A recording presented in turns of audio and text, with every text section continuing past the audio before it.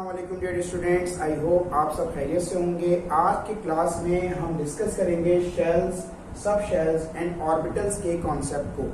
तो अगर हम बात करते हैं इलेक्ट्रॉन्स की, तो इलेक्ट्रॉन्स आपके पास मौजूद होते हैं शेल्स में। ओके, एटम का स्ट्रक्चर क्या होता है? एटम में हमारे पास एक न्यूक्लियस है और न्यूक्लियस के अराउंड क्या मौजूद हैं? ऑर्बिट्स। और इन ऑर्बिट्स पर क्या रिवॉल्व कर रहे हैं? इलेक्ट्रॉन्स रिवॉल्व कर रहे हैं। तो इन ऑर्बिट्स को या शेल्स को, इनको आप शेल्स कहते हैं। तो shell number 1, shell number 2, shell number 3, shell number 4, shell number 5 and so on. Shell number 1 को हम रिप्रेजेंट करते हैं K से, शेल नंबर 2 को L से रिप्रेजेंट करते हैं, शेल नंबर 3 को M से, शेल नंबर 4 को N से और शेल नंबर 5 को O and so on P and Q। अब जानते हैं हमारे पास टोटल नंबर ऑफ शेल कितने हैं? 7। और वो क्यों है? वो इस तरह है कि आप जानते हैं कि पीरियड नंबर रिप्रेजेंट करता है शेल नंबर को। यानी कि अगर हम बात करें पीरियड्स की, तो आपके पीरियोडिक टेबल में जो पीरियड्स हैं, नंबर ऑफ पीरियड, वो रिप्रेजेंट करते हैं किसको? नंबर ऑफ शेल्स को।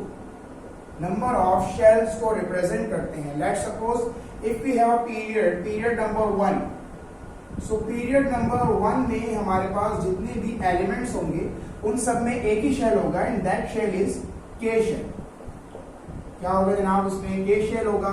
इसी तरह अगर आप पीरियड नंबर 2 की बात करें, तो पीरियड नंबर 2 का मतलब यह है कि इसके तमाम एलिमेंट्स में शेल कितने होंगे? 2 होंगे। एक होगा के और दूसरा होगा एल। सिमिलरली अगर आप बात करते हैं पीरियड नंबर 3 की, इसका मतलब उसमें टोटल 3 शेल होंगे, 3 शेल्स होंगे और वो कौन कौन से होंगे? के, एल एंड एन। इसके बाद इन शेल की कैपेसिटीज क्या होती हैं, यानी कितने maximum number of electron shells में आ सकते हैं? तो maximum capacity of a shell, उसके लिए हमारे पास फॉर्मूला है 2n²। लेट्स सपोज अगर मैं बात करता हूं के शेल की, तो के शेल में मैक्सिमम नंबर ऑफ इलेक्ट्रॉन में कैसे निकालूंगा? शेल कौन सा है? ये पहला है, तो 2 और यहाँ पर n की जगह क्या आ जाएगा? 1 आ जाएगा। तो 1 का स्क्वायर 2 और ये आपके पास वैल्यू आएगी 2। इट मींस के शेल में मैक्सिमम 2 इलेक्ट्रॉन आ सकते हैं। इसी तरह अगर हम एल शेल की बात करते हैं, एल शेल नंबर कौन सा है? 2 है। तो क्योंकि 2 है तो आप यहाँ पर n की जगह 2 पुट करेंगे। 2 का स्क्वायर 4, 4 2 सा 8। तो आपका जो एल शेल है उसकी कैपेसिटी कितनी है? 8 इलेक्ट्रॉन्स। सिमिलरली अगर आप एम शेल की बात करते हैं, ये है शेल नंबर 3, तो आप इसमें n की जगह पर पुट करेंगे क्या? 3 पुट करेंगे। तो n की वैल्यू 3 पुट करेंगे, सो यू विल गेट 3 का स्क्वायर 9 एंड 9 2 सा 18।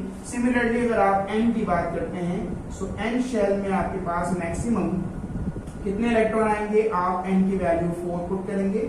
4 का square 16, 16 multiply by 2 that is 32। तो K में मैक्सिमम 2 इलेक्ट्रॉन आते हैं, L में मैक्सिमम 8 आते हैं, M में मैक्सिमम 18 आ जाते हैं और N में मैक्सिमम 32 आ जाते हैं। ओके, अब हम बात करते हैं जरा एक रूल की, that is called duplet and octet rule. अगर हम बात करते हैं ऐसे एलिमेंट्स की जिनमें सिर्फ K शेल होता है, और वो कौन से एलिमेंट्स हैं? पीरियड नंबर 1 के। और पीरियड नंबर 1 में कौन से एलिमेंट है? Hydrogen and helium. Hydrogen and helium ये दोनों पीरियड नंबर 1 में एग्जिस्ट करते हैं और इनमें सिर्फ एक ही शेल होता है एंड दैट शेल इज के शेल। एंड के शेल की कैपेसिटी क्या है? एंड के शेल की कैपेसिटी क्या है?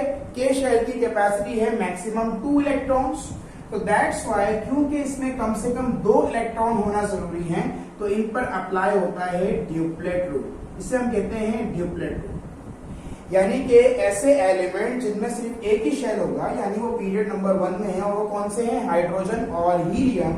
उनको स्टेबल होने के लिए 2 इलेक्ट्रॉन चाहिए होंगे, क्योंकि K की कैपेसिटी क्या होती है? 2 इलेक्ट्रॉन। और जब 2 इलेक्ट्रॉन कंप्लीट होंगे तो उसको बोलते हैं ड्यूप्लेट रूल। सिमिलरली उसके बाद जितने भी आपके पास हैं L, M, N, ठीक है, इनके अंदर क्या होगा? इनके अंदर अप्लाई होता है ऑक्टेट रूल। क्या अप्लाई होता है? ऑक्टेट रूल अप्लाई होता है, यानी इनके पास कम से कम 8 इलेक्ट्रॉन होना जरूरी है। यानी m की मैक्सिमम कैपेसिटी 18 है, ज्यादा से ज्यादा इसमें 18 हो सकते हैं, लेकिन स्टेबल होने के लिए कम से कम 8 इलेक्ट्रॉन होना जरूरी है। सिमिलरली n में कम से कम 8 इलेक्ट्रॉन होना जरूरी है। This is called octet rule. तो आपका जो पहला वाला पीरियड है, पीरियड नंबर 1 के एलिमेंट्स पर अप्लाई होता है ड्यूप्लेट रूल, बिकॉज उनमें सिर्फ एक ही शेल है। शेल कौन सा वाला? के, क्योंकि उसकी कैपेसिटी कितनी है? 2 इलेक्ट्रॉन। तो इन पर अप्लाई होता है ड्यूप्लेट रूल, यानी कम से कम 2 इलेक्ट्रॉन इनमें होना जरूरी है, हाइड्रोजन एंड हीलियम। इसके अलावा पीरियड नंबर 2 से लेकर पीरियड नंबर 7 तक, पीरियड नंबर 2 से पीरियड नंबर 7, यानी इनके पास क्या होंगे? शेल एक से ज्यादा होंगे, यानी L, M, N। तो इन पर अप्लाई होता है ऑक्टेट रूल, यानी मिनिमम इनके अंदर कितने इलेक्ट्रॉन होने चाहिए? 8 इलेक्ट्रॉन होने चाहिए। ओके, नाउ सबशेल क्या होता है? सबशेल देखिए मैं बताता हूं सबशेल क्या होता है। आपके पास शेल क्या है? K, L, M and N। Okay, ये आपके पास शेल्स हैं।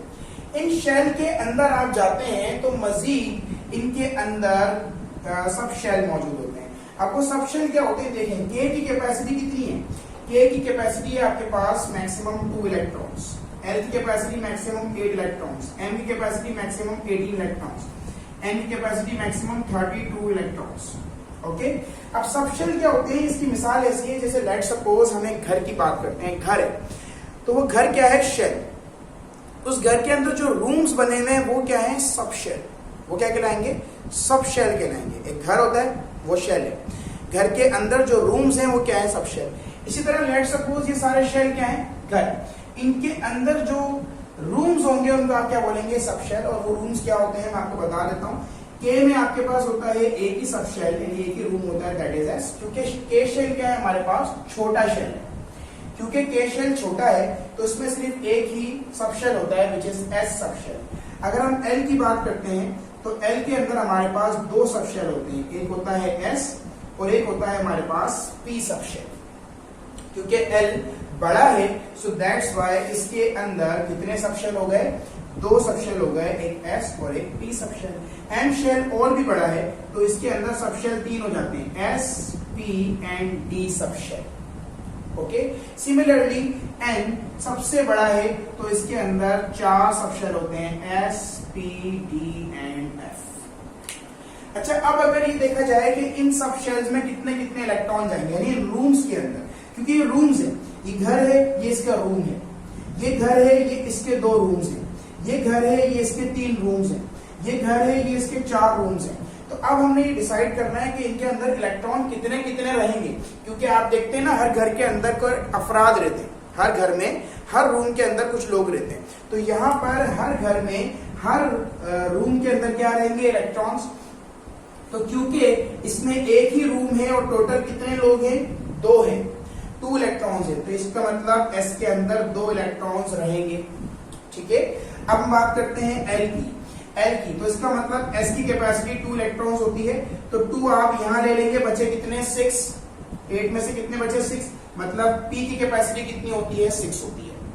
तो एस की कैपेसिटी 2 होती है, पी की कैपेसिटी कितनी होती है? 6। उसके बाद 18 की बात कर लेते हैं। देखें, एस की कैपेसिटी होती है 2, पी की कैपेसिटी होती है 6। अब बच गए कितने? 10। ये 8 हो गए, बचे कितने? 10। तो मतलब डी की कैपेसिटी कितनी होती है? 10 इलेक्ट्रॉन्स होती है। सिमिलरली अगर आप इसकी बात करते हैं, एस की कैपेसिटी 2, पी की कैपेसिटी 6, ओके, डी की कैपेसिटी 10 एंड एफ की कैपेसिटी होती है 14। आप इन सबको ऐड करेंगे, वैल्यू क्या आएगी? 32 आएगी। तो इनको हम कह रहे होते हैं क्या? इनको हम कहते हैं सब शेल। ये सारे के सारे इनको हम कहते हैं सब शेल्स। ओके स्टूडेंट्स, तो आपको शेल्स और सब शेल्स का कॉन्सेप्ट तो क्लियर हो गया होगा कि अगर आपके पास कोई शेल है लाइक के शेल, तो के के अंदर सिर्फ एक ही सब शेल होता है, that is S. L shell के अंदर एस और पी सब शेल मौजूद होते हैं, एम के अंदर S, P and D sub shell मौजूद होते हैं, और एन के अंदर S, P, D and F sub shell मौजूद होते हैं। ये चीज आप लोग ऑलरेडी समझ चुके हैं। अब बात करते हैं हम ऑर्बिटल की। देखिए, अगर आप इलेक्ट्रॉन को देखना चाहते हैं उसकी एग्जैक्ट लोकेशन क्या है तो मैं आपको बताता हूं। देखिए, सबसे पहले आप चले गए शेल में, लाइक शेल में चले गए, शेल के अंदर कौन मौजूद है, सब शेल, तो इलेक्ट्रॉन कहां मौजूद होगा, किसी सब शेल के अंदर मौजूद होगा। आप सब शेल के अंदर चले गए, अब उस सब शेल के अंदर आपको जाना पड़ेगा किसमें, ऑर्बिटल में। तो इसका मतलब शेल होते हैं, शेल के अंदर सब शेल होते हैं और सब शेल के अंदर होते हैं ऑर्बिटल, उन ऑर्बिटल के अंदर मौजूद होते हैं क्या, इलेक्ट्रॉन्स। बात समझ में आ गई। तो अब ये ऑर्बिटल किस तरह के होते हैं हम बात कर लेते हैं। हमारे पास सब शेल क्या थे, S, P, D and F. Okay, S की कैपेसिटी कितनी है, 2 इलेक्ट्रॉन्स, पी की कैपेसिटी 6 इलेक्ट्रॉन्स, डी की कैपेसिटी 10 इलेक्ट्रॉन्स और एफ की कैपेसिटी होती है 14 इलेक्ट्रॉन्स। एंड मैक्सिमम 2 इलेक्ट्रॉन आ सकते हैं किसी भी ऑर्बिटल के अंदर। इसका मतलब ये है कि इसका ऑर्बिटल तो ये खुद हो जाएगा क्योंकि इसमें मौजूद ही सिर्फ 2 इलेक्ट्रॉन है, तो इसका मतलब एस सब शेल का जो ऑर्बिटल होता है वो इसमें एस ऑर्बिटल ही होता है। ठीक है, ये खुद ही क्या है, एस ऑर्बिटल। रीजन ये है कि मैक्सिमम किसी भी ऑर्बिटल में 2 इलेक्ट्रॉन आ सकते हैं, तो इसमें है ही 2 electron, that's why this is S orbital, also S sub shell. अब हम बात करते हैं पी की। पी में कितने इलेक्ट्रॉन है, 6 इलेक्ट्रॉन। ठीक है, और ऑर्बिटल में कितने इलेक्ट्रॉन आते हैं, मैक्सिमम 2 इलेक्ट्रॉन आते हैं। इसका मतलब यह है कि पी सब शेल कितने हिस्सों में डिवाइड हो सकता है, 3 हिस्सों में, 2 2 2। ओके, क्योंकि एक ऑर्बिटल के अंदर 2 इलेक्ट्रॉन आ सकते हैं, तो पी सब शेल के कितने ऑर्बिटल होंगे, 3 होंगे, और उनको हम लिखते हैं P X, P Y and P Z. ठीक है, तो 2 इलेक्ट्रॉन px में जाएंगे, 2 इलेक्ट्रॉन py में, 2 इलेक्ट्रॉन्स pz में, और इस s के अंदर 2 इलेक्ट्रॉन्स। इसी तरह अगर हम d सब शेल की बात करें तो d सब शेल में हमारे पास कितने ऑर्बिटल बनेंगे, d सब शेल में हमारे पास बनेंगे 5 ऑर्बिटल्स। और उसकी रीजन क्या है कि बिकॉज इसमें टोटल 10 इलेक्ट्रॉन्स आ सकते हैं, इसका मतलब 2 2 के कितने पेयर बनेंगे, 5 बनेंगे। दैट्स व्हाई इसके पास कितने होते हैं, 5 ऑर्बिटल्स मौजूद होते हैं, जो क्या होते हैं, dxy, dyz, dzx, dx square, y square and dz square. ठीक है, अब इनको इस तरह नाम कैसे दिया जाता है, ऑर्बिटल्स को हम px, py, pz क्यों बोल रहे हैं, इन ऑर्बिटल्स को xy, yz, zx, x square, y square और z स्क्वायर क्यों बोला जाता है, तो इसका आंसर मौजूद है इन ऑर्बिटल्स की शेप्स में। अगर हम बात करते हैं इन ऑर्बिटल की शेप्स की, शेप्स ऑफ ऑर्बिटल्स, तो आपके पास जो s ऑर्बिटल होता है, s ऑर्बिटल की शेप, s ऑर्बिटल की शेप होती है स्फेरिकल। s ऑर्बिटल की शेप क्या होती है जनाब, स्फेरिकल होती है। s ऑर्बिटल जो है वो स्फेरिकल शेप का होता है, दिस इज s ऑर्बिटल। अगर हम बात करते हैं जनाब p ऑर्बिटल की, अगर बात करते हैं p ऑर्बिटल की, p होता है डंबल शेप का। क्या होता है जनाब, p होता है dumbbell shape, this is called double. p होता है डबल शेप का, this is the shape of p orbital and this is the shape of s orbital. अब p ऑर्बिटल तो 3 तरह का होता है, px, py और pz। तो px, py, pz का कॉन्सेप्ट एक्चुअली क्या है कि अगर ऑर्बिटल लाई कर रहा है x एक्सिस पे, अगर p ऑर्बिटल लाई कर रहा है x एक्सिस पर, तो वो होगा px, वो क्या होगा, px होगा। अगर p ऑर्बिटल लाई कर रहा है y एक्सिस पे, let's suppose this is p orbital जो लाई कर रहा है किस पे, y एक्सिस पे, इन दिस केस आप इसको बोलेंगे this is py orbital, this is called py। और अगर आपका p ऑर्बिटल लाई कर रहा है z एक्सिस पे, अगर p ऑर्बिटल लाई कर रहा है z एक्सिस पे, let's suppose this is your axis and this is z axis, तो अगर आपका p ऑर्बिटल z एक्सिस पर लाई कर रहा होगा, आप उसको बोलेंगे क्या, दिस इज pz ऑर्बिटल, तो this is pz। Okay students, so this is s orbital, shape is spherical. p orbital हमारे पास 3 तरह के हैं, px, py और pz। x y z बोल रहे हैं due to the axis orientation. अगर x एक्सिस पर है तो वो px है, अगर y एक्सिस पर है तो वो py है, और अगर z एक्सिस पर है तो वो आपके पास pz कहलाएगा। ओके स्टूडेंट्स, तो अब डी ऑर्बिटल्स की बात करते हैं कि डी ऑर्बिटल्स की शेप कैसी होती है। डी ऑर्बिटल्स की शेप होती है डबल डंबल। डबल डंबल का मतलब इस तरह से शेप इनकी होती है। डी ऑर्बिटल्स की शेप इस तरीके की होती है। This is called double dumbbell shape. Okay, तो अब इनके जो नाम दिए गए हैं X Y, Y Z, Z X, X square Y square, Z square, वो किस बेस पे दिए गए हैं वो जरा मैं आप लोगों को समझाता हूँ। थोड़ा सा यहाँ पे कॉन्सेंट्रेट कीजिएगा। अगर आपके पास ये जो डी ऑर्बिटल है डबल डंबल, अगर ये एक्स और वाई के बिटवीन आ रहा होगा, यानी एक्स और वाई, ये एक्स एक्सिस है और ये आपके पास वाई एक्सिस है, अगर ये एक्स और वाई एक्सिस के बिटवीन आ रहा होगा तो हम बोलेंगे ये क्या है आपके पास, this is D X Y, यानी ये एक्स और वाई एक्सिस के बिटवीन आ रहा होगा।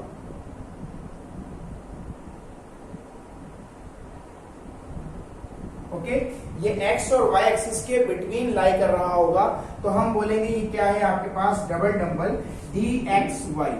अगर ये y और z एक्सिस के बिटवीन लाई कर रहा होगा, इसी तरह से ये y और z एक्सिस के दरमियान आ रहा होगा तो हम बोलेंगे this is D Y Z. अगर z और x एक्सिस के बिटवीन आ रहा होगा तो हम बोलेंगे डी जेड एक्स।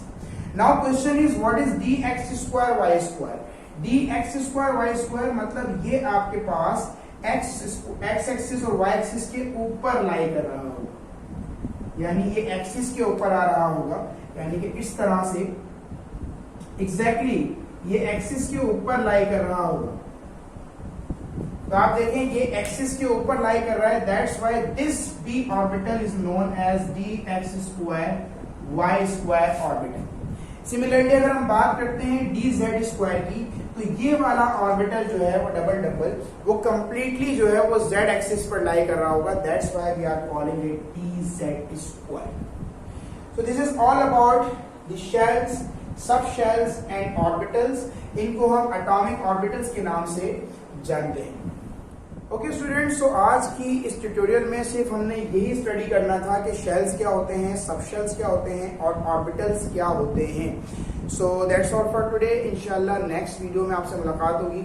सो अपना बहुत ख्याल रखिएगा। अल्लाह हाफिज।